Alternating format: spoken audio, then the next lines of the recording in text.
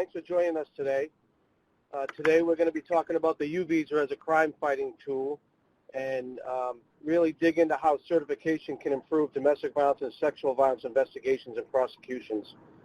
My name is Michael Riviera. I'm an investigator with the Salem Police Department. I've been doing that work for a little over 31 years and spent a long time, a couple of decades across the country, going out and about training and helping develop some curriculums, and done a lot of work with NewApp and Leslie and Jane, who are here with me today. And I'll turn it over to them to introduce themselves to all of you. Welcome, everybody. My name is Leslie Orloff. I direct the National Immigrant Women Advocacy Project, NewApp, at American University Washington College of Law. Today, and we appreciate the fact that I know that there are both law enforcement and prosecution, and I believe some judicial are interested in U visa certification. So thank you all for joining us here. Hi, everyone. This is Jane Anderson.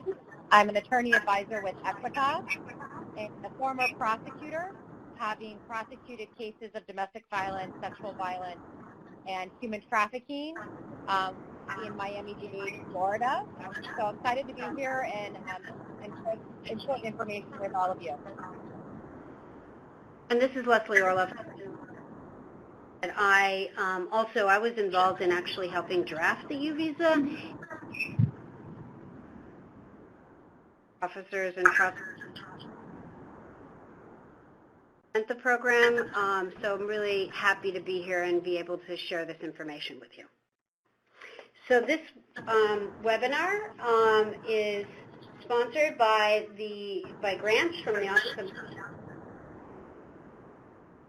of what you'll hear today are the views of the authors and don't necessarily reflect the positions of the Department of Justice Office on Violence Against Women.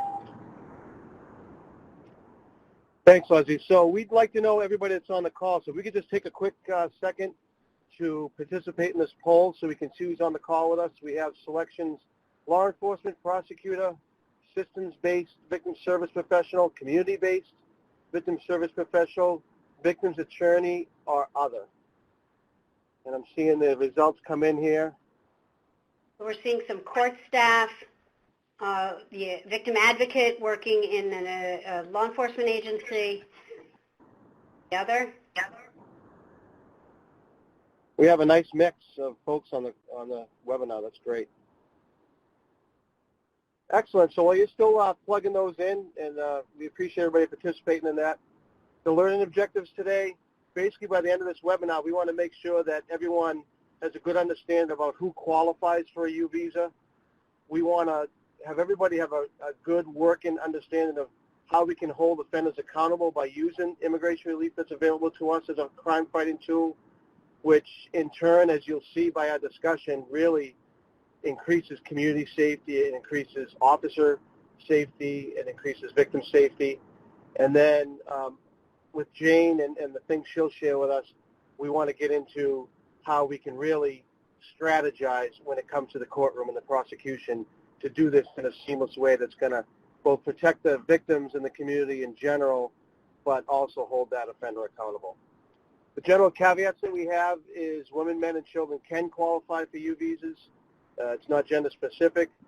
And victims of most all of the violent crimes that we come across in our work and many other crimes that you may not, come across in your day-to-day working relationship with these crimes, you'll see by the list that we show in just a little bit, are going to qualify. So there's a whole list of things that will qualify, and we'll make sure everybody understands that. So Leslie, you're going to talk about the statistics? Of course. And as we do it, I'm really glad to see, and I think we all are, how active you guys are in using the chat box. We want to encourage you to continue doing so throughout the webinar. If you have questions, comments, things like that, if you want to ask the speakers questions, type them in the box, and we will try to be sure to address them as we go along. So, what's important to understand about the U visa is that 75%, over 75% of the cases involving violence, sexual assault, and human trafficking. It covers other types of criminal activities as well, and this is data that we did on research in 2011, and we've been able to confirm at a number of points in time from the Department of Homeland Security that this is more or less the pattern they're seeing as well.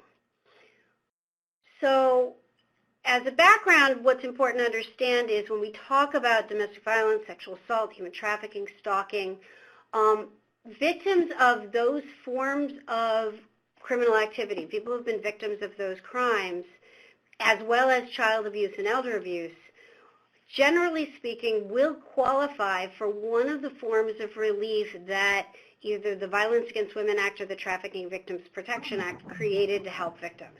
And this is a great tool that was developed by the Department of Homeland Security that is actually alive.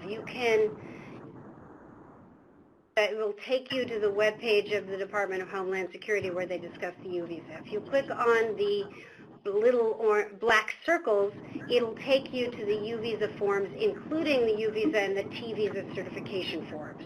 So it is a very good tool and helps you of whether somebody who comes before you in your court or who is somebody that after responding to a 911 call, or somebody, if you're a prosecutor that you may be working with, might qualify for one of these forms of immigration relief. We are going to be talking about the U visa today, and later on in the year we're going to be offering another webinar people who are abused,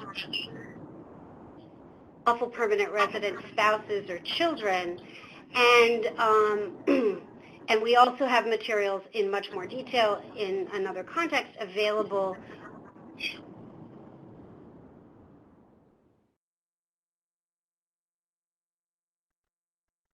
Okay, I feel,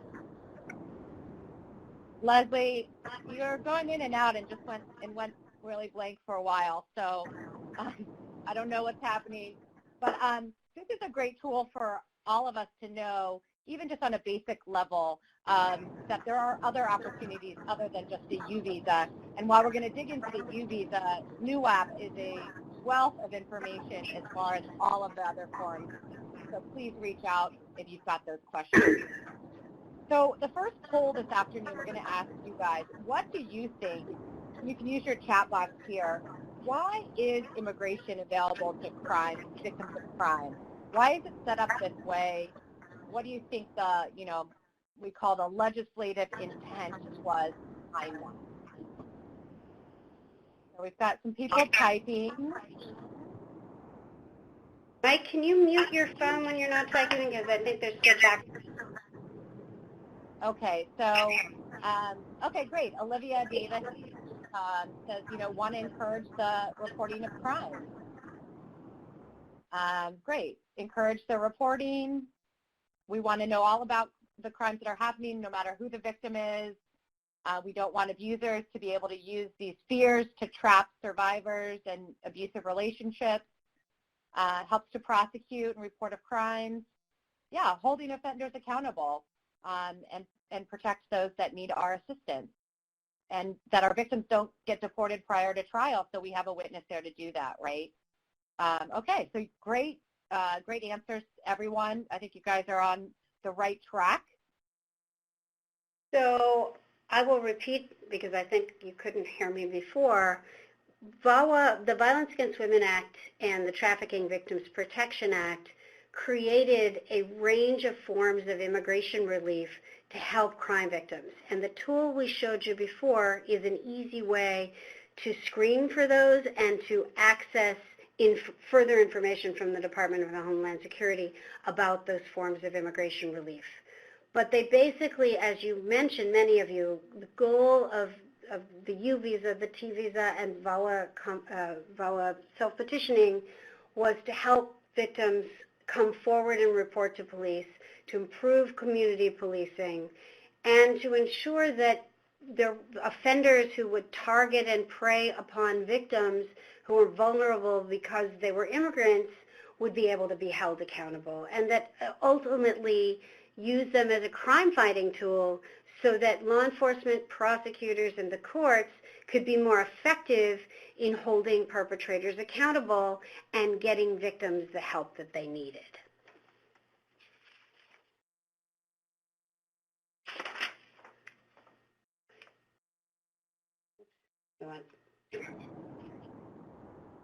Jane, back to you.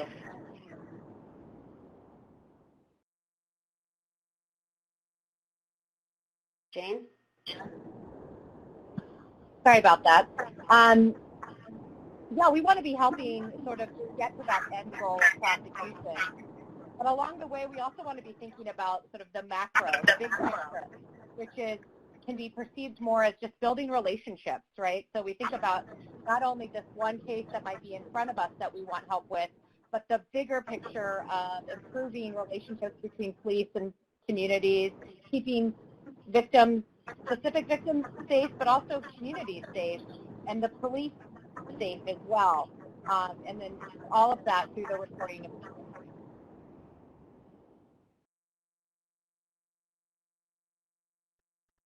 Can you guys hear me? We can. Yeah, so in 2018, the IACP issued a resolution that recognized UNT visas as a significant fighting tool and to encourage using best practices to combat these things with utilizing the U visa. This resolution also supported training, education, communication, collaboration, really just encompassed all of us out there in the field working together to bring these tools in place to help keep our communities safe, really, in general. That's what it did. You see here it increased, committed to increasing collaboration. A part of that, a huge part of that, is having some type of policies in place that are going to direct us as to how we're going to respond in certain situations when these tools may come into play. So some of the basic things we want to make sure that we have in the policies, and I'll just throw out there, we do have a lot of assistance available. If you're out there in the community, you don't currently have a policy, you're looking to put one together, please reach out to us. There's going to be a phone number and an email later on at the end of this webinar that will provide you to get some technical assistance. We have draft examples. We have some model type policies that you can utilize. But these policies in general want to improve collaboration between law enforcement and the immigrant communities. We want to break down those barriers and build that trust with the immigrant communities so they'll feel comfortable reaching out to us when these violent acts are happening in our community that normally would be out there in the shadows because of that fear that we'll talk about in just a minute. It increases that trust that we have between the law enforcement and the community that's out there. And then also, when you have these policies in place and you have the entities identified within these policies, it makes that collaboration on these cases a smooth, seamless transition throughout the process, all the way through the prosecution that Jane will talk about, even after prosecution and some of the things that may come into play as far as fears, victim safety, and resources that might even be available in addition to the things that have already been in place during that process. And Jane, I know you want to kind of dig in a little bit to that dynamic and the officer safety that I mentioned a little bit. Yeah, absolutely. Let's start with a poll. Why do you guys think immigrants are uniquely affected by domestic and sexual violence?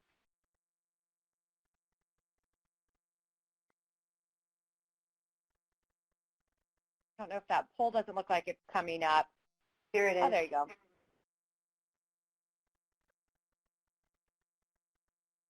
Okay, so we've got some people answering that the U.S. Constitution doesn't protect them, that offenders are preying upon their fears and misconceptions, that the resources are only available in English. Okay, so it looks like the great majority of you guys are talking about that the offenders prey upon immigrants because of these fears and misconceptions. And they really count on the barriers that prevent the reporting so that they can manipulate the legal system and continue to assert power and control. And you guys are right, because we are bound to protect everyone within our jurisdiction. So the Constitution does protect citizens and non-citizens alike. So as we move forward, we want to talk about some of the things that are specific in sort of abuse within the immigration population, right? And Leslie has done some real work on this and has some statistics to share. Yeah, and let me just start by saying that there's also a misconception that there are, state laws that don't require that people respond in the same way to immigrant victims, which is also not true. And we can talk to you if you have a question in a particular state about a law that you think may be problematic. That's a great example of when you can call us for technical assistance, and we can walk you through what would be required or not under your state law vis-a-vis immigrant crime victims of domestic violence, sexual assault, human trafficking, stalking. So one of the things that's really important is that perpetrators of domestic and sexual violence and human trafficking, stalking, will use the immigration status of a victim as a power and control tool. Whether you're talking about a domestic violence relationship, whether you're talking about a workplace relationship, it can come up in various different contexts. And so there are situations, and domestic violence being the classic one, where the perpetrator has the power to file immigration papers for their spouse or for their child. And if they're a perpetrator of domestic violence, they may refuse to do so, or they may file and then threaten to withdraw, or they may actually withdraw. They may also attempt to have, one of the things that we know is that perpetrators of domestic violence also and sexual assault will attempt, in order to elude prosecution, to have their victims deported. And threats to turn victims into Department of Homeland Security. And when we did some research on this, and what we found was that, and this actually, the first section here is the research we took to Congress when they created the Violence Against Women Act immigration protections. And where there's an abusive spouse and they have the ability to file papers for their immigrant spouse, over 70% of the time they never file, and if they file, for those that do file, they'll delay a mean of like 4 years. And so in a normal situation, if I'm an immigrant and I marry a U.S. citizen, then the normal situation is right after I'm married or before when I'm a fiance, my husband would file immigration papers for me. And that a delay of 3 or 4 years is highly unusual, and that this type of immigration-related abuse, power, and control exists in many, many marriages in particular and relationships that immigrant victims are involved in.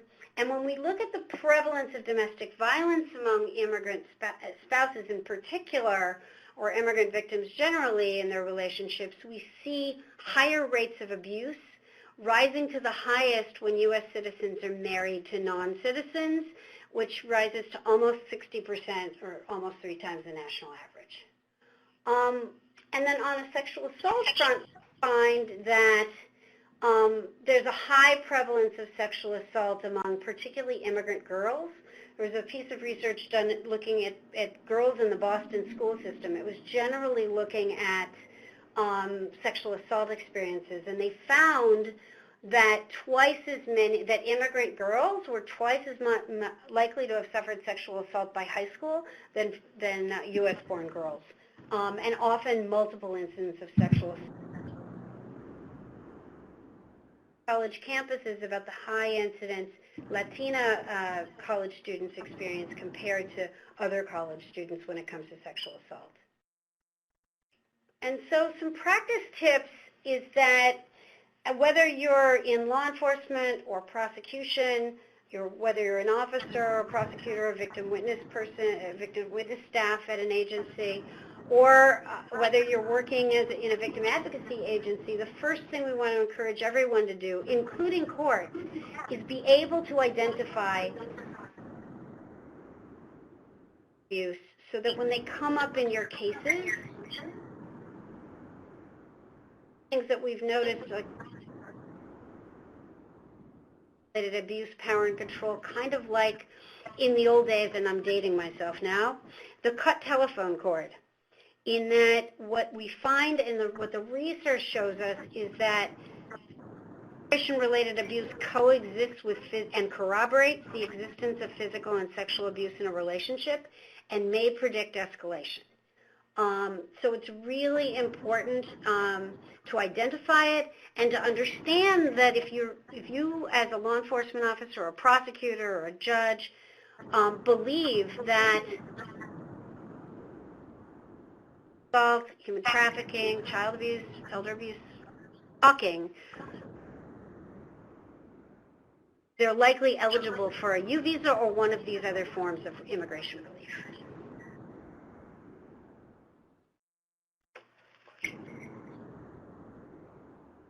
So in response to one of the questions, just before I turn over the platform here, I want to be able to identify people who are victims of these kinds of crimes, foreign-born. So if they're foreign-born and victims, likely they would qualify for a U visa, a T visa, VAWA self-petitioning, relief that was created to protect victims. So you guys are already answering this. Great. Looks like you're talking the barriers of being fear, retaliation, that maybe the abuse will escalate, and then, of course, deportation and language barriers. Great. Or they don't believe they'll have any success, right? It's about hopelessness. That's great. Somebody's mentioning that this can be heightened when there's somebody that's in the military involved. That's a great way to point that out. Fear of police in general, losing their children, losing their loved ones, and that can be a collateral consequence of the deportation that a lot of you guys are identifying, as well as isolation, don't know what's happening, don't know that it's wrong, judgment from within their cultural community, cultural loyalties. All really great answers that you guys are putting in there. Thanks. And I think we kind of break these down into three pieces, right? One of them being that these misconceptions, right? So they don't know the legal system. They may not know something's illegal here. They may not know what resources they have. And then the fears, and all of those various fears, and then the barriers that exist as well. So when we talk about fears, you guys nailed it, right? Deportation. And a lot of people, I think, quickly say deportation, and then the idea is to think beyond that. What does deportation actually mean? It means they're going back to whatever circumstance they had in their home country, which could be violent, and a lot of fear back there. That could mean, deportation could mean separation from family or lack of contact with family, and dangers facing themselves at home, ostracism and retaliation. You guys nailed all of those. I don't know if, Mike, you want to throw anything else in there. But I think some of it also, I think there was a really good list there, Jane. But, one of the things that just stands out to me that, we've heard feedback on is you have members of the community that are undocumented that hear stories from others. They read articles in magazines and newspapers. They turn the television on. And that's where they're getting their information as to how they're going to be responded to in the community. And it's just not so. So it's so important for us in law enforcement, especially, to get out there in the community and, take advantage of any type of forum you may have to, put a face to the police department and a welcoming hand that they'd know, we can reach out. If something bad happens to us, we can go to the police department. We can make that phone call. They can come here, and we don't have to worry about our status and about being dragged out the front door and taken into custody based on our status. And this is Leslie, if I can weigh in on this. One of the things we found is that particularly in times when there's increased fear of deportation and anti-immigrant sentiment, et cetera, the police departments and prosecutors' office and courts who adopt U visa certification practices and policies we found in our research that those departments don't see the kind of drop from immigrant victims. Immigrant victims continue to come to those programs for help. So it's a great way to convince people or reach out to people in your community and let them know that your prosecution office is a safe place to go, and that the victim advocates and attorneys in the community can be great partners in getting that word out. So this is a fabulous tool that we see works, And we see that victims who filed VAWA self-petitions and U visas have up between 25 and 30% increased rates of making calls to police for future crimes than other undocumented immigrant victims do. I see that somebody also, Leslie, brought up the language access piece, and you know, that's not our focus today, but, you know, we have to at least acknowledge that those two go hand in hand, and having language access policies, having tools that can help you access qualified interpreters, whether it's over the phone, whether it's in person, through, you know, staff members or folks that you've had trained, that language access piece is big in the real world, and we all need to be considering that. Absolutely, and that's we have another why national webinar that we can send you all the link to the recording of on language access that we'd be happy to share with you. I'll try to post a webpage on that while we're talking. Someone also just posted about the police being corrupt in the home country, and that's also a reality, and that's something that I've come across numerous times in my career, where this mistrust of police stems from maybe firsthand experience in their home country or experience that they're hearing from relatives who, you know, may have been treated poorly in their home country, and they get that information. So a lot of really good points that are up here in the chat box. Yeah, so I think what we're trying to equip all of you with are the tools to sort of try to start breaking down those barriers and alleviating the fears and maybe opening up and educating over those misconceptions. And the two big tools we have in our toolbox are immigration relief. Today we're going to be talking about the U visa, and language access, which NUOP is a great resource for if you want to reach out to them. So before we get into the nitty-gritty, we wanted to know who on the call, what kind of experience level you've had with U visas. And so when we ask about how many cases, that could be, you know, you prosecuted them and there was an issue with the U visa, or you as an advocate or attorney helped somebody actually get a U visa, or you as a law enforcement, you know, either signed yourself or recommended one of your superiors sign certification for a U visa. Okay.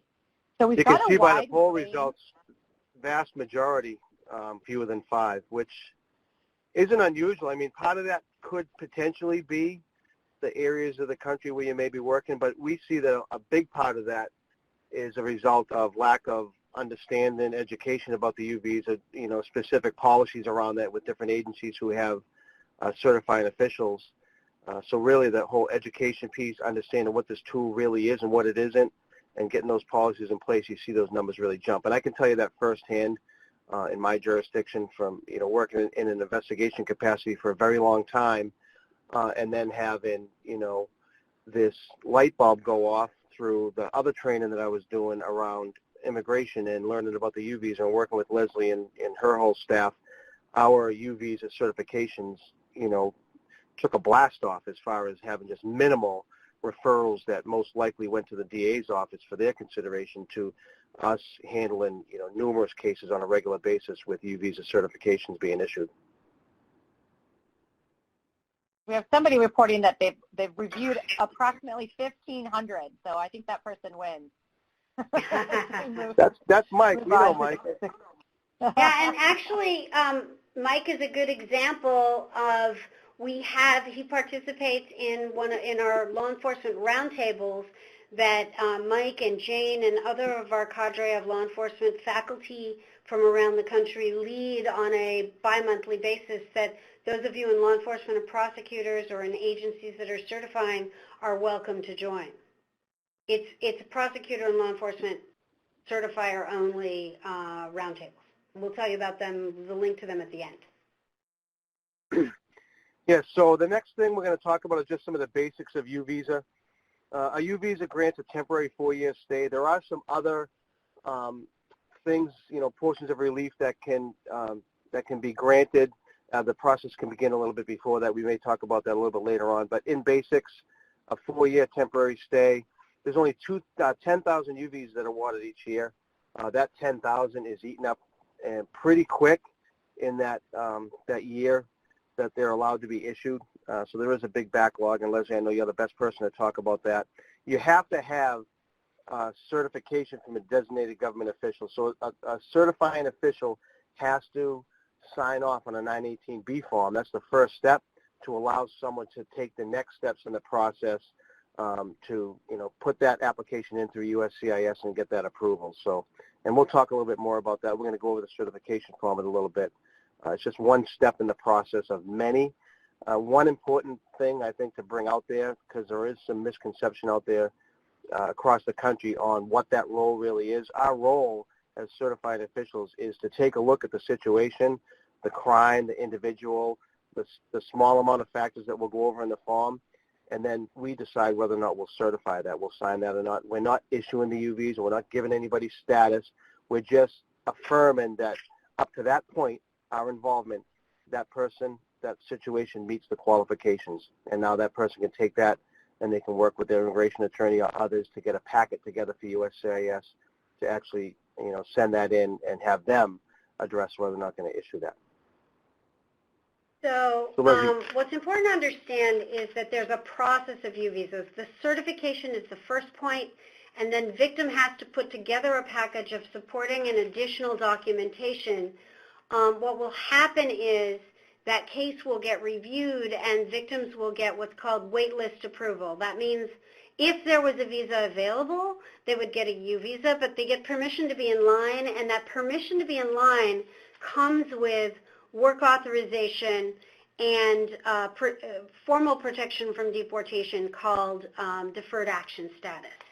What happens in the beginning of the case is that the victim, so what happens is certifying as early as possible in the process gets the victim in line and in process of getting their case handled. It takes about 4 to 6 years to get work authorization and deferred action protection from formal protection from deportation at this point. However, the moment somebody files a U visa case, it gets lodged in a special red flag system that notifies the Department of Homeland Security, its enforcement officials, and anybody else who might touch that file, that whether it's, an immigration judge or it's the Board of Immigration Appeals or it's U.S. Citizenship and Immigration Service in adjudicating that case, that case gets special protection. And it becomes unlawful for DHS officials or the Board of Immigration Appeals or an immigration judge to rely on tips and information from the perpetrator to harm the victim in those cases.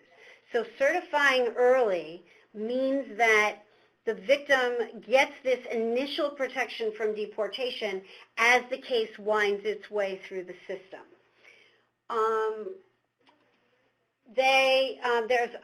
The Congress set $10,000 a year as the limit when they wrote the bill in 2000. That was double what was provided to trafficking victims, and that's where the statute is at this point. So basically, an immigration case bought by a victim gets this VAWA confidentiality protection, and for that reason, it's super important for victims to carry a copy of their certification or the fact that their A number, the case number they get when they file the case with them.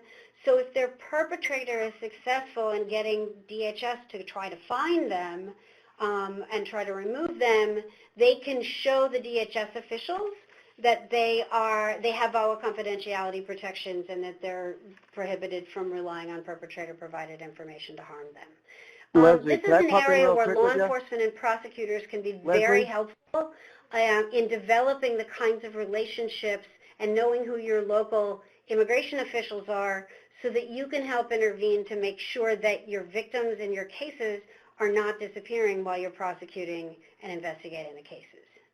Leslie. Yes. There's some really good questions in the chat box. I think before you go any further, maybe we should answer a couple of these. There's the really good one about, if they do apply and then they don't get the visa, what's that fear of deportation? I know that's come up a lot in our trainings. Okay, so let me try to take them one by one, if that's okay, Mike. Yeah, there's some really good ones in there. I think stuff that we really want to make sure that we address. Yeah, absolutely. So it's important, if a victim qualifies for a U visa, and we will go over the qualifications in a minute, there is, if their case is denied, they could be referred for deportation. So it's important to be sure that you're referring victims to programs in your communities that have expertise working with immigrant survivors and the TNU visa program as opposed to kind of a random immigration lawyer. I will put up in a few minutes a link to our directory that we could share with you afterwards that will help you find programs in your state that have that expertise. And so that there's a slight chance that could happen, but the more well documented the case is, the less likely that is to happen. And then the person who determines who gets a U visa is the Department of Homeland Security adjudicators. There's a special adjudication unit at the combination of the Vermont and Nebraska service centers with a team of experts who I've had the privilege of being on the training team for a couple of decades now. And so they really are people that are it's like a good domestic violence unit in a prosecutor's office or police department that are specializing in these kinds of cases.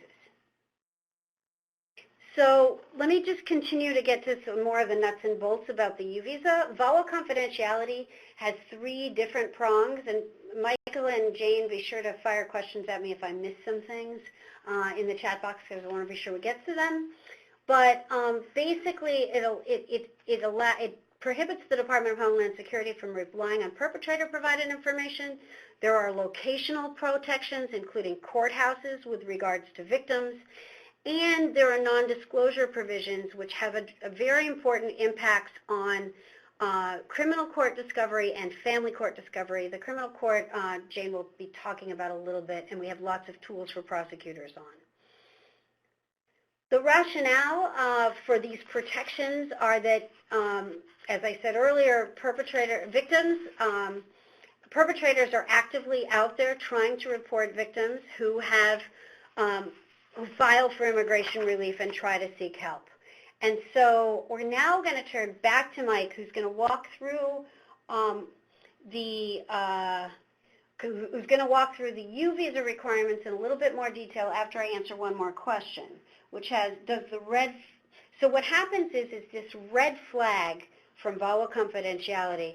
It is a notice that says to the immigration enforcement officials that if they rely on perpetrator-provided information or if they try to introduce in a victim's case information from the perpetrator, for every time they do that, they could suffer a $5,000 fine and a demotion to their job. And Mike and I, and Jane and I, have worked on cases where this has in fact happened. Mike and I have worked on one for sure. And so it's really, it has some teeth in terms of DHS really trying to make sure that its officers comply with these requirements. And we do have lots of webinars and materials on VAWA confidentiality, and after the webinar, we'll send you links to those, and we do a lot of technical assistance. So let's turn now to more about the U visa. Mike? Yes, thanks, Leslie. So when you have that person you're working with and you're considering the U visa certification, whether you're working in a victim services capacity or you're a law enforcement officer, victim services capacity, you could be thinking about who you may refer. Or if you're a certifying official, you have to, the victim has to be a victim of a qualifying criminal activity. I'm going to show you that list right after this, but they have to be a victim of one of those qualifying criminal activities. They have to have information about that crime, and that'll make sense when you see the list of crimes that are covered under this. And the criminal activity has to have occurred in the U.S. or violated the U.S. law. Helpful, that's a key piece of this, helpfulness. It's the most confusing. As we travel across the country doing trainings on these, this is the area that we really need to spend a lot of time on because there's a lot of misconceptions around what deems somebody helpful or not. It can be something as simple as a 911 call, and officers respond to the scene, and that individual gives them information about what happened to them, lets them take a photograph of an injury, points the finger at the person that did it to them, and then the next day when someone like myself as an investigator tries to contact them, they hang up the phone on me, or they shut the door in my face. They still gave information to us that could deem them helpful. So have they been, are they being, are they likely to be helpful in the detection, investigation, prosecution, conviction, or sentencing? It's not all of those things. That's another huge point of confusion where folks that don't get the training, don't really understand what this relief really is, think that they have to be helpful the whole time. They think they have to be helpful throughout the entire criminal justice process, and that's not just the case. And especially when we're talking about us out there in the field that are the qualifying people, that are the people that sign that certification form. We're the certifying officials. We don't need to make this a higher level thing than it really is for us. So if they've been helpful in the past or you think they may be helpful in the future, it's okay to sign that certification. USCIS is going to do their job. We've been there. Leslie and I have been there several times doing training up in Vermont. I have 1,000,000% confidence in the work that they do. They have a whole team of people that are going to go through this with a fine-tooth comb, and they'll make sure that we didn't miss something. They have a whole fraud department, that type of stuff, and we can talk a little bit more about that based on your questions, but just wanted to make sure that everybody was on the same page with that. Don't make this helpfulness piece something that it doesn't need to be. The last thing is substantial harm. The person has to have suffered substantial physical and mental abuse as a result. That's super important for us as certifying officials to know about, because myself, for example, as an investigator, I may have photographs, I may have doctor's reports. There's a lot of information I may have that can help that individual show USCIS that they suffered substantial harm. But under no circumstances do us as certifying officials determine whether that actually occurred. Like that checkbox is actually there. It's not a part of that 918B form for us to say, wait a minute, I don't think that they suffered substantial harm, so I'm not going to sign the certification form. There's a whole bunch of levels of substantial physical and mental abuse that may have occurred that we're not qualified to actually determine. And USCIS and Congress didn't expect us to do that. So give them the information that we may have out there that can certainly help with that if we have it. And a big one for us is photographs of our crime scenes, of the injuries. You know, on a smaller scale, we may have access to some medical reports, some different things from maybe an ambulance or others that may be in that field that can help out. But don't ever not certify because you don't think that person checked that box off as substantial harm. That makes sense to everybody? Leslie and Jane, you okay with that? Absolutely. And that is essentially what USCIS adjudicates, that somebody has to prove later on, but isn't required to prove at the point of certification. You may have information that's really helpful, but that's a different story. Yeah, it's like, you know, every time we train on this, and I'm up in front of the room with the team, and we're talking to certifying officials, and on these webinars, it's just, we really do across the field of certifying officials, we really do, without the conversation, without the training, tend to take the role to levels that it doesn't really need to be. This shouldn't be any extreme heavy lifting for us. We have victims of crime in our community. We can determine whether they were a victim of a qualifying criminal activity. Helpfulness a little bit trickier, but with some training and understanding about what that really is, it's not too difficult to determine whether somebody was helpful. And if they're not, you can still sign if they're not helpful as long as it's reasonable. And I think about the two largest crimes, you know, the two crimes that the most U visas are typically issued under. The domestic violence crime is the big one, right? Domestic violence. Think about how many domestic violence victims, how many sexual assault victims actually get to the point in any of our cases, undocumented or citizens, where they're actually up in the stand pointing the finger at their abuser and saying that's the person that did that to me and testifying. They don't for a lot of really, really good reasons. That doesn't change when you're undocumented. Actually, there's even more really good reasons why they may not. And Congress recognized that. So that helpfulness piece is one that we see, you know, really being taken to a level that it wasn't intended to be.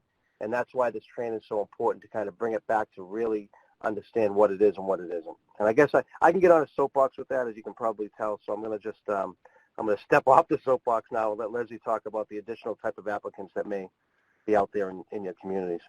Actually, Mike, can you talk about the crimes first, and then I'll do that? Oh, I'm sorry. I thought. See, I got so much on my soapbox that I forgot I didn't actually go over the crimes. I apologize. So if you can see the list up here, there's just a whole lot of crimes. I think we have 26. Don't quote me. I think it's 26 we have up there.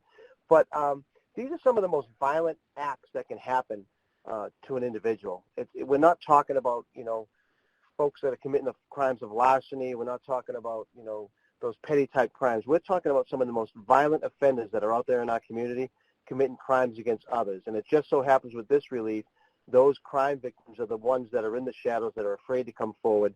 And in turn, that allows these violent offenders to be out there in our community, wreaking havoc on everyone, including us. There's many of them that are out there that have killed law enforcement officers in the past. There's a huge connection between DV offenders and officers killed in the line of duty. And there's many examples where that person could have actually been on the radar should some of this stuff had been reported. But some of the big ones that we see a lot, domestic violence, felonious assault is a huge one, any of the sexual assault crimes, kidnapping, manslaughter, intimidation. So think about the types of crimes that you may have that might not be the individual crime that's listed here, but now that person's intimidated to not actually testify. That may qualify the person for that. I'm not going to go over every single one of these. Trafficking's actually on here, and we get questions about that a lot. So you could be a victim of human trafficking and apply for a U visa. We could open up a can of worms in a conversation about that, but the short answer to that is there is that T visa form of relief that's out there, and that doesn't have the time things that we've talked about, so it doesn't take as long. There's way more availability out there for those to be issued, so it's typically a better avenue if you're a human trafficking victim and if you're working with them to go through that T visa process versus the U visa process. But just to let everybody know it's out there. Manslaughter and murder's on here. How do you become a U visa recipient when you're a victim of a murder? Obviously that person's not going to receive that relief, and Leslie will talk a little bit about this. You could be someone who's a close person to that individual that has information about that crime, is helpful in that investigation, detection, prosecution, that type of stuff, and they become an indirect victim who can qualify for that. Are you okay with the list that we covered, Leslie? I know I could go through every single one of these, but okay. Great. I'm seeing a bunch of questions. Keep them coming in. So let me just start by saying that you can have, and Mike started this, that you can have both direct and indirect victims. So if you have, let's say, the victim who's abused is a young child or a disabled adult or a disabled child, you might have someone who, a parent who can be an indirect victim. Very little extension to bystanders. We get that question from law enforcement all the time, like, can a witness get certification? That witness would have to have suffered substantial harm as a result of the criminal activity. So a typical example of that, and this is the one in the regulations, is there was a case, I believe it was in Virginia, where there was a birthday party of a child. The parents had recently split up. The mother was an immigrant. The father came and tried to kill the mother at the birthday child of the child out in the front yard, the birthday party of the child out in the front yard, and they killed somebody that wasn't the wife, and there was somebody at the party who was pregnant and miscarried as a result of being present during the shooting. That person was eligible for a U visa because they could show substantial harm based on, attempted murder.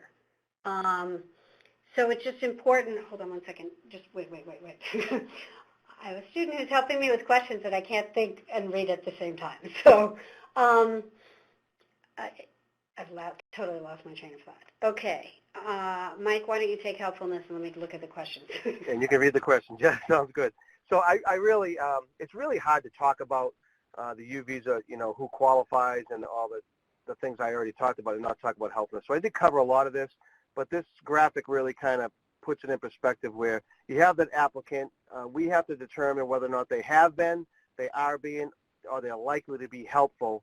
And then it lists those things that I already mentioned, the detection, the investigation, the prosecution, conviction, or sentencing.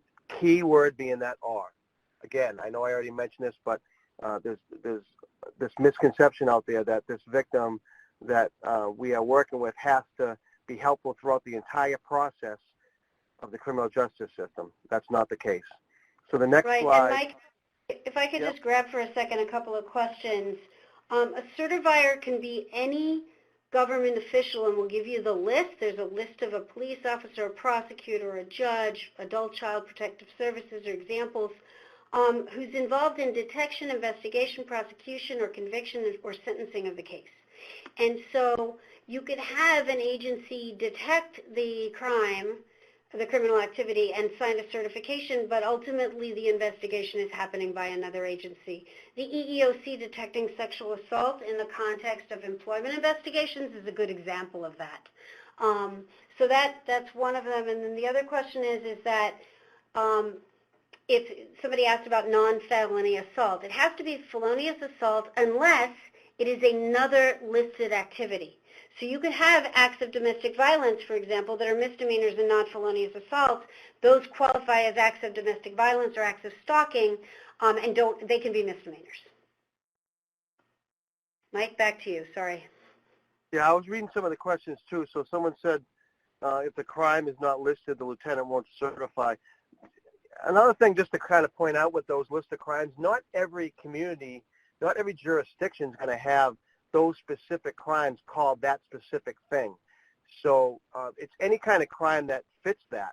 You know, for example, in my community, we didn't even have a domestic violence charge up until, you know, a few years back. It was a misdemeanor assault and battery, and we individually in our complaint sheet would add the tag of domestic violence.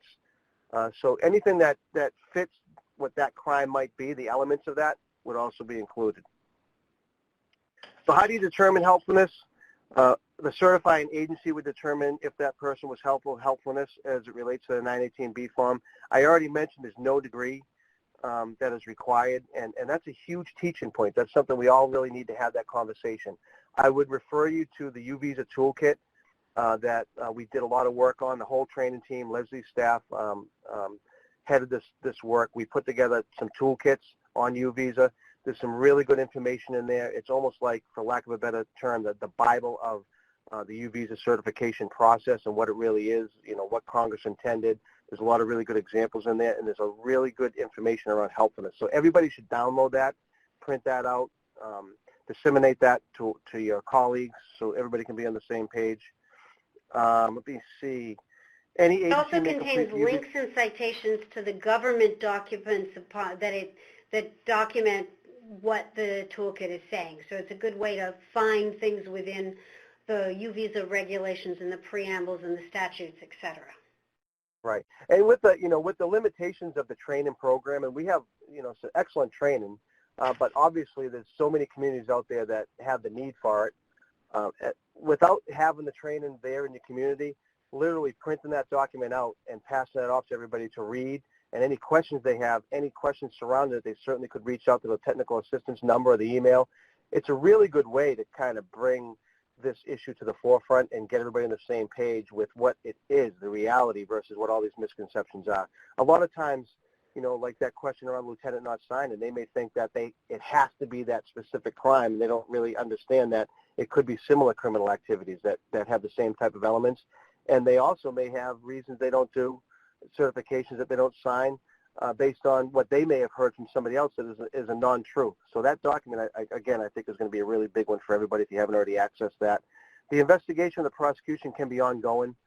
In my community, which, you know, again, I feel, and this is personally my opinion, but I think there's a lot of folks that agree with me, that it's really important to get this certification done out there, you know, as soon as possible. So, you know, if you're out there in the field and you're a law enforcement certifier, and the investigation is just taking legs, but you have enough information to get that certification signed, there's no reason to get not to get that process started right away. Make sure you let your prosecutor know, let the DA's office know what's going on so they can prepare for some of the things that may come up, and I know Jane's going to talk about that.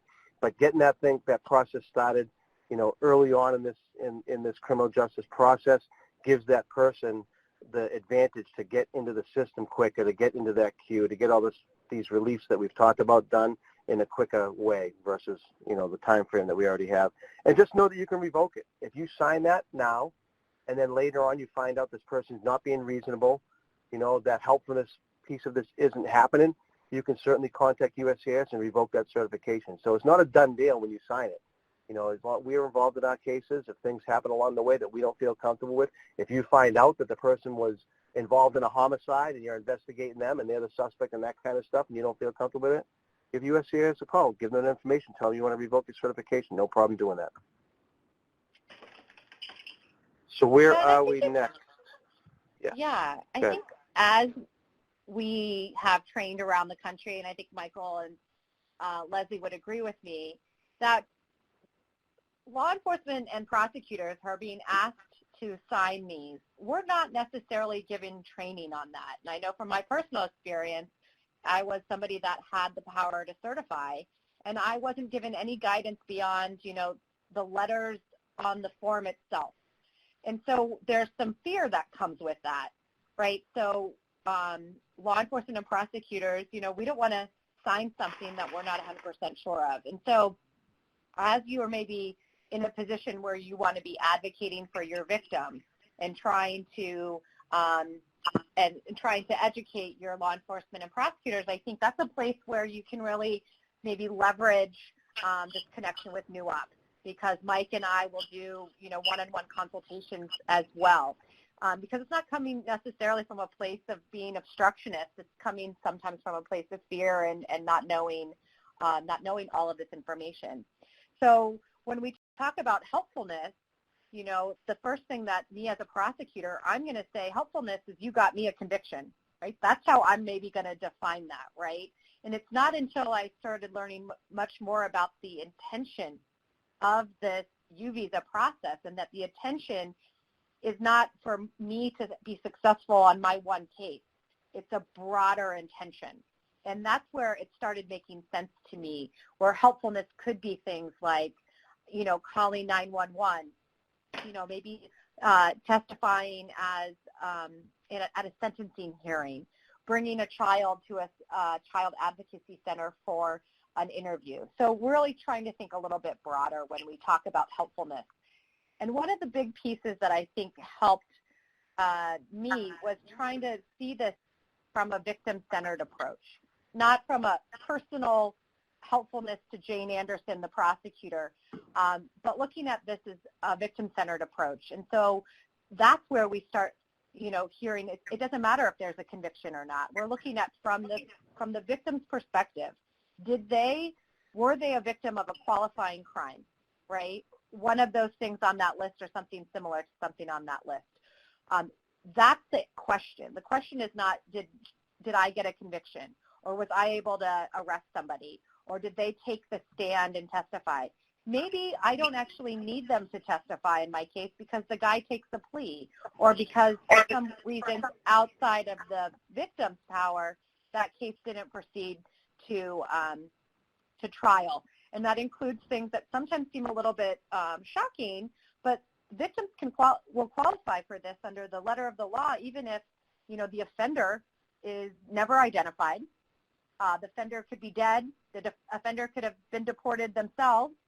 Maybe I can't even charge it because there's a statute of limitations issue. None of that is something that we need to be considering, because what we're looking at is the victim, and from their perspective, were they helpful? And so Leslie already covered who can certify. It's broader than we think, and the rationale behind it is exactly because of some of the situations you guys have identified, which is there are places that, you may come across, some sort of law enforcement agency or a prosecutor's office where they just basically say, we will not sign these. And under the law, they do not have to. This is discretionary. Now, that is not obviously what the government wants. That's not what the regulations suggest, but the issue is that a victim shouldn't thereby be out of any options, because remember, without that certification, they can't apply. There's just, you do not pass go, do not, move forward at all. So this allows them to have a little bit more, options as far as where they can get this certification. So perhaps the prosecutor's unwilling to do that, but there was a judge that heard the concurrent family law issue, or they heard the protection order, even though there wasn't ultimately a domestic violence prosecution. The victim has some options to do that. And then others that have powers of investigation. So those at the EEOC and DOL, in particular, when it comes to some of the labor abuses and sexual assault at the workplace and things like that, they'll have the power to do it, as well as child and elder abuse investigators. So it's a little bit broader for that, and that's for good reason. So when we think about how do we actually analyze whether we're going to certify or not. And this is helpful for those of you that may be advocating on behalf of your victim, right? The first question is, what criminal activity occurred? Now, that's not what did I charge. That is not what was he arrested for. That is what criminal activity occurred, right? So that's the question. And then the next thing is identifying the victim. Is this a direct or indirect victim? Making that helpfulness determination, which again is a super low bar, right? That's just, somebody calling 911. And then identifying, you're going to be asked to identify if any family members were implicated. You'll see the form itself in a second, but that's because oftentimes if it's domestic violence, the family member is an offender, and we want to know that so that we have that in the system as far as like this offender, even though they're a family member, probably shouldn't be, they could potentially be calling for negative reasons, and so we want to know that. And then in an effort, to sort of provide helpfulness to the victim who is applying, we want to make sure we are noting any injuries observed. We're providing documentation if we have it, photographs, reports, and things like that. And that's really the basics of how this analysis happens. And as you can tell, it's not super in-depth. We're not being asked to really do anything other than about 4 or 5 different things. So let's look at the form itself. I know Mike's going to go through it. We have some screenshots, but the entire form is also available to download. We've got the link mentioned here, so if you want to look at it, it's only 4 pages. Yeah, thanks, Jane. I'm going to go through the form briefly, and I want to make sure I leave some time for us to have some questions at the end. This is really great. I'm excited just watching the conversation go on in the chat box, so I want to have some time to answer some of the stuff that we haven't got a chance to yet. So you see here's the 918B form. If you haven't looked at this, you haven't been certifying that much, and it's been a while, it was updated not too long ago to a new type form. I think that we would agree it's a little more user-friendly, but I'll let you decide that for yourself. Part 1 has just the victim information, so you have the family name, the given name, the last name, all that type of stuff, the date of birth, the gender of the person, pretty basic stuff that everybody should be familiar with as far as any type of form you'd fill out. Certifying agency is Part 2.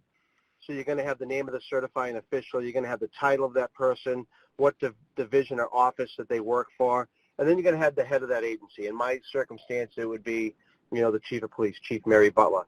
If you work for a sheriff's department, it would be the sheriff or the colonel in the state police, whoever that lead of that agency may be. Mike, you're going to have that person there. Yes. I just want to jump in here. What's important is we get a question in the chat, and it's important to highlight that the only people who can certify at except for judges, any judge or judicial authority can certify. They don't need permission from the chief judge or something like that, but a law enforcement agency, prosecution agency, child welfare, elder abuse agency, the head would have to either sign themselves or delegate certifying authority to the person who's the certifying official on this form. Right. Yeah. Now, I was actually just going to mention that because another thing that's really important that is a practice that we recommend. We do it in my agency. So our chief has signed a designee type letter where she's basically saying these 3 people, these 4 people are the certifying officials for the Salem Police Department. And those names are on there. And then we have copies of that letter. So anytime one of us signs a 918B form, we provide that letter also with that 918B form so that USCIS has that. It's just another way to kind of, make it more official, showing that that's the person and here's a stamp from the chief on letterhead, that type of thing. But thank you, Leslie. Yes. So the chief would designate that person the leader of that agency. The person is in a supervisory capacity. I don't know if you want to dig any deeper into the supervisory capacity on this webinar, Leslie, as far as, special units and people with special qualifications that may oversee individuals or...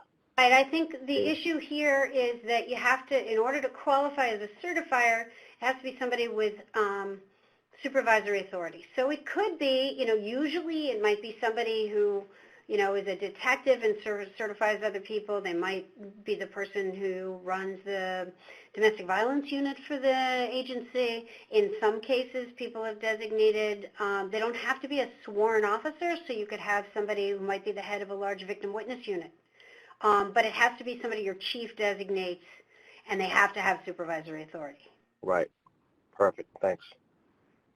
So Part 3 has the criminal acts, and you can see all those acts that were listed in the slide earlier that I went over briefly are listed here. You want to make sure, one point here is to make sure that you check off all the potential crimes that you have in your circumstance. So, if it's a domestic violence crime that also had a sexual assault crime that was included in that assault and battery, or there was intimidation, or there was kidnapping, whatever they might be, it also included a felonious assault. So you had domestic violence, but they also used a weapon. Maybe they used, a pipe or something, or a bat to beat the person.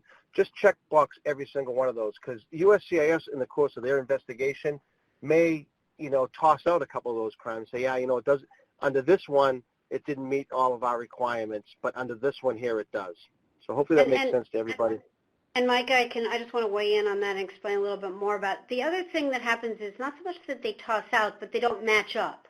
So if you think about it, this can come up often in like EEOC cases or labor cases where, the crime that the agency really cares about is obstruction of justice.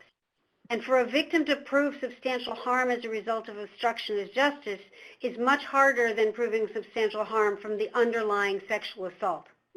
And so it's important that they all be checked, anything you detect in the case, because what a victim is going to be able to show substantial harm from may not be the one that you're most excited about prosecuting. True. Thanks. So then you have a box that advises to provide the dates that criminal activity occurred, and like it says in highlight here, it doesn't have to be precise. On a routine basis, we have certifications, we have crimes that we file charges on, and we on or about March 10th, on or about August 2019. So just be as specific as you can, but you could have an on or about, or you could have a date range. And then obviously, the statutory language can be really helpful to put in there that can help, when they get into the point where they're trying to figure out which qualifying criminal activity occurred when USCIS is making the determination. C section, areas 6 and 7 talks about the criminal activity that was investigated or prosecuted, the involvement of the petitioner named in Part 1, provide copies of all relevant reports and find. This is a really good point in time where you can add additional supplemental reports that you may have access to. Routine thing in my work. We have the patrol division that does their report. We have our criminal investigation division. We do our report, and we gather other information from other entities. So when allowable to be able to provide that stuff, photographs showing injuries, that type of stuff. You can see that in number 7 here, provide a description of any known or documented injury. That's where I mentioned trying to show that substantial harm. We can really make a big difference with being really involved in sharing information that can help USCIS make that determination. The helpfulness of the victim, you can see here. Does the victim possess information concerning the criminal activity in Part 3? Have they been helpful? Are they being helpful? Are they likely to be helpful in an investigation or prosecution of the criminal activity detailed above? And make note, there doesn't ever have to be a criminal prosecution that goes forward. It's not about the case. It's not about the conviction. It's about the crime that happened and this person meeting these elements, these requirements. Number 3, since the initiation of cooperation has the victim refused or failed to provide assistance reasonably requested in the investigation or prosecution of the criminal activity. This is that point where it's like, okay, so we signed it, and they initially cooperated, but they refused to provide this assistance that is reasonable that they should have done that. That's where you start to get into that thought process of, determining whether or not their reluctance to be, quote unquote, what you would consider helpful is reasonable or not. And Leslie, I know you like to dig a little bit deeper into that when we talk about it in our, face-to-face trainings. I don't know if you want to go a little bit more into that now. In a few slides, we're going to come up and talk about it, but the simple way to think about it is you have to think about this as 2 things. What you need for certification is helpfulness. Past helpfulness, present helpfulness are likely to be helpful in the future. And past or present is normally where police officers and prosecutors and courts find themselves because they've already seen it happen, or you generally wouldn't be seeing the victim or have records of their helpfulness.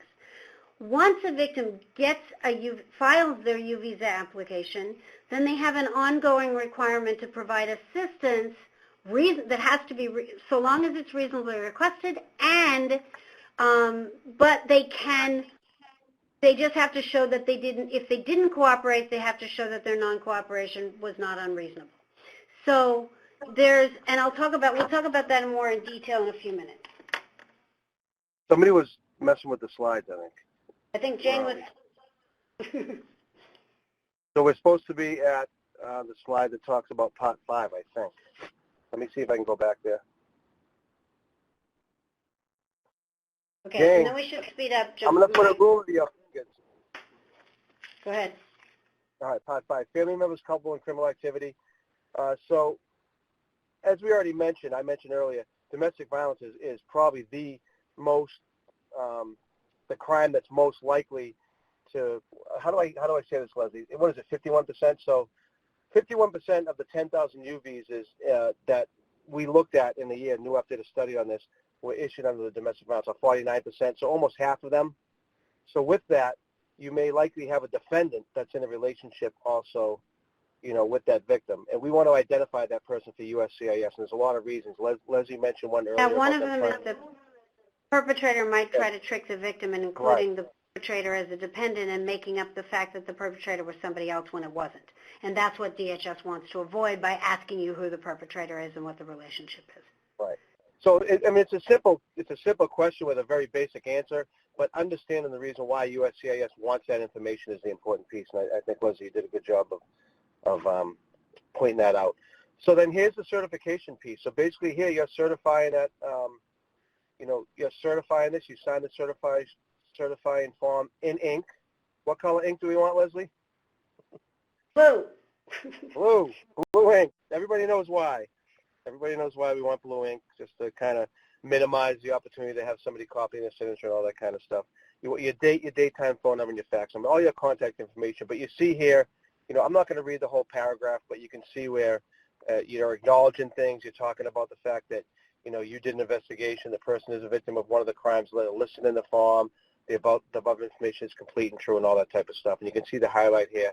I further certify that if the victim unreasonably refused to assist in the investigation or prosecution of the qualifying criminal activity of which he or she is a victim, I will notify USCIS. So that's just a reaffirmation that we have the ability to revoke this if we decide to do so, if things go south after we sign this certification form. So unreasonable refuse to assist, you can see Part 4 and Part 6. You have questions around that. Since the initiation of cooperation, has the victim refused or failed to provide assistance reasonably requested in the investigation or the prosecution of that criminal activity? And then the victim, I further certify that if the victim unreasonably refused to assist the investigation or prosecution, I will notify USCIS. We already talked about that the last section.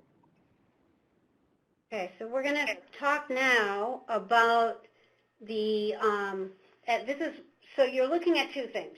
Once you've got helpfulness and certification, and then after the victim gets their certification or his or her certification and then files their U visa case, then they have an obligation to comply with reasonable requests, and here's for the lawyers in the group, the prosecutors, that this is where the statute and the regulations are on that, is was the request reasonable? And then if the victim refused, was their refusal unreasonable? Both of those factors apply to the future assistance. So what happens is Jane, over to you. So this is a subjective analysis, right? And I think we can all think of what might be considered an unreasonable request, maybe something that endangers our victim, subjects them to greater harm, right? So we want to make sure that we're looking at that piece and then also looking at a reasonable refusals. And for that, again, it's subjective, but we should keep on our, domestic violence, sexual violence hats when we think about the traumatic responses, right? So what is reasonable to somebody that is in this situation, right? So those are some ideas that we want to be looking at. And DHS is going to evaluate it by looking at the totality of the circumstances, and Leslie can give you a little bit more idea about how they do that. Right, and so what they do, these are actually the factors listed in the regulation. And so they'll look at the nature of the victimization. They'll look at how, what are the guidelines about what prosecutors and police know that they can expect from victims or shouldn't expect from victims. What is the particular fear and what are the particular ongoing dangers that perpetrator poses to this victim? They'll also look at the impact of the trauma of the abuse or the crime victimization on the victim.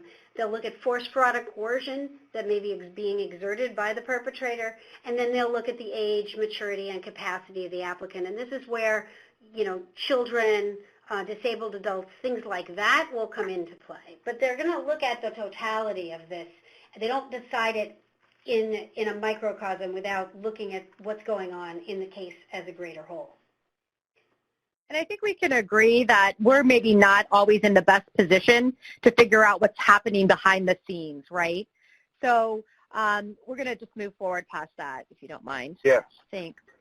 And so what we want to be doing, knowing that the majority of our cases are going to be those DV-SV cases, that a lot of times our offender is going to know our victim, then we have to also be assuming in most of these cases that there may be some witness intimidation, some witness tampering happening, and that we want to be looking at both overt forms of tampering, right, where there are overt threats, but also think about all those emotional pleas where we know that our offenders are capitalizing on fear of deportation, fear of family cohesiveness or family being broken up. So we want to make sure that we're being proactive, keeping our team together, right? So the cooperation between law enforcement and the advocacy world and us and our victims' attorneys, so that we can make sure we know what's happening and we can get out in front of it. Because really only unsuccessful intimidation comes to our attention, right? But if you've done all of that analysis, you've looked at, your victim's trauma, you've considered the sort of forms of power and control that's being exerted in the relationship, and still at the end of the day, you still say, you know what, this is unreasonable that this victim is no longer being helpful to me. They're refusing to do simple things. They're not in danger, et cetera, et cetera. Well, then it's not don't certify. It's note that on your certification, sign it, return it to the victim or the victim's attorney. They're going to have to make the determination of whether they're going to go forward with the application, right? If you don't sign the certification, they cannot go forward. There's nothing they can do. If you sign and note, hey, this person's unreasonably refusing, what do you think might happen in that case? All of a sudden, your victim may start cooperating, or you may get somebody reaching out to you and explaining to you what the circumstances are. Or they may decide not to apply because it would perhaps put them at risk. Or they can apply and they can make their case to DHS. Now, it might be a big uphill burden for them at that point because you've marked it that way, but at least they have an opportunity to kind of plead their case and say why this was not an unreasonable refusal, right, because of X, Y, and Z that we don't necessarily know about. And then DHS makes that ultimate decision. But if we just say, hey, we're not going to sign this at all, we're not going to return it, then they never have that opportunity to sort of explain themselves. And so that's kind of what we would say to do in those circumstances. And the next piece is really talking about timing. And again, we'll kind of go through this poll, but it's really about this idea of when should we certify. And I think we made it really clear as we talked about that timeline and how those initial protections happen and when they happen, that it's really important for us to sign as early as we feel confident in answering those questions. So immediately upon receipt, if you can answer those questions and you've got the information necessary, that's what we would really suggest, right? Because again, Leslie's going to talk about sort of this ongoing time frame that we have. Yeah, and I think we should skip right over to the regulatory requirement. I mean, the next slide, we've kind of talked about that stuff, right? Yeah. So what's happening is as I said, you have to be helpful to get the certification, and then you have this ongoing assistance. And then you can decide, then you have to, the requests, while the case is pending, reasonable requests, they don't unreasonably refuse. And what's really important to understand, and this answers one of the questions that came in very early, that the U visa process is a significantly long process. And during that process, what we know is that, first of all, there are background checks at multiple points in the process. So if you've got a really bad actor criminal person and you thought they were a victim and you certified in the beginning, but later on it turns out they end up with a long criminal history, DHS will catch it because all these blue boxes are points at which they continue to run fingerprints and continue to do background checks. But what also happens is in this process that victims, as they begin to work with law enforcement and prosecutors and build relationships with law enforcement and prosecutors, it may be that the second or third time you try to contact them, they're reticent to cooperate because they're being threatened by their abusers. But over time, as they go through this process, which is many years, ultimately the vast majority of them end up cooperating. And so there's checks and balances in the system that protect for that. I think what we're going to do is turn this over to Jane to talk as we close the webinar about some special issues for prosecutors. Yeah, so thanks for that. I think there's a couple of things we always think about, right? We're like, great, as prosecutors, we're like, this is great. We're establishing trust. We're building rapport. We're protecting our victim. We're keeping our victim safe. But then sort of the elephant in the room is, how is this going to affect my case? Obviously, the defense is going to want to use this to show that, our victim is lying and that they have this improper motive. And so we have to strategize, right? First off, there's some discovery issues. We've got to turn over the certification itself, but we shouldn't have to turn over anything else. We have some tools for you as prosecutors. If you want to reach out to us, we can give you more information. But at the end of the day, we can't really hide from this, right? Cross-examination and the defense's ability to cross-examine our victims is usually considered very broad. And so we need to be thinking about how we're going to strategize, right? We're going to take the sting out of this. We're going to talk about it. And most of the time, we want to talk about it, right? We want to kind of flip the script and say, you know what, the defendant used this victim's immigration status against them. This is why they picked this victim, because they knew they could victimize them. This is how they continue to control and assert that coercive control during the course of their nature. This is how they perpetrated the trafficking, that force, fraud, and coercion. So trying to sort of take what we think maybe as a challenge and turn it around and look how we're going to use this, right? At the same time, we want to listen, because at some point the defense is going to open this door. They're going to make this accusation. They could do it in opening statement. They can do it during their cross-examination of our victim. But at some point, the defense is going to accuse the victim essentially of lying to receive this U visa, right? And as soon as that happens, we are in a position where we can present rebuttal testimony, right?